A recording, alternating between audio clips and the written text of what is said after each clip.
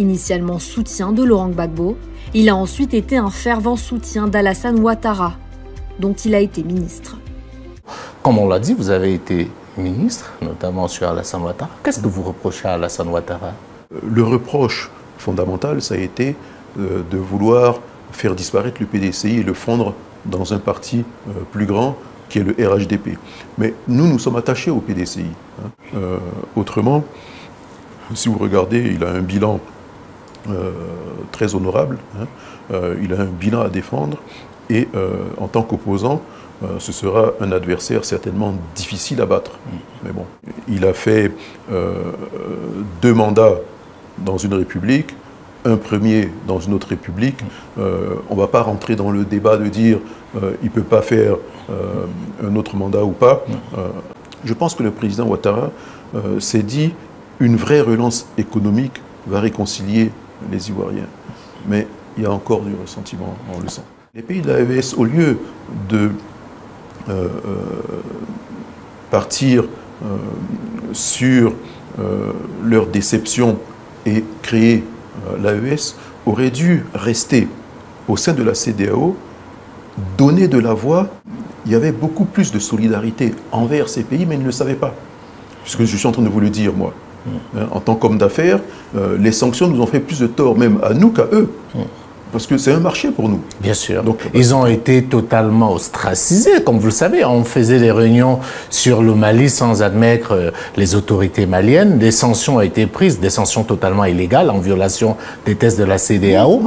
Comment est-ce qu'on peut rester dans ce cas de figure? Et pour revenir à ce que vous disiez, comme vous le savez, ils ne sont pas partis du jour au lendemain. Ils ont quand même pris du temps.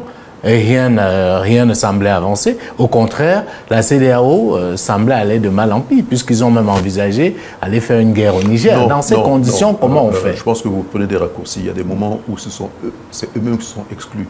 On comprend qu'à un moment donné, la situation était intenable. Mais attention, les militaires ne sont pas formatés pour diriger un pays continuellement.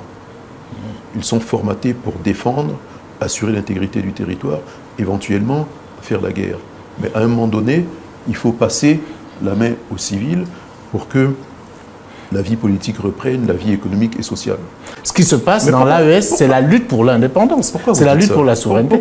Mais bien sûr, parce que ce sont des faits. Non, mais pourquoi vous dites qu'ils ne sont pas véritablement indépendants? Ils sont indépendants. Non, pas du tout. C'est des indépendances factices, vous le savez très bien. On est indépendants. On a gagné notre indépendance depuis les années 60. Oui, on a gagné nos indépendances depuis les années 60.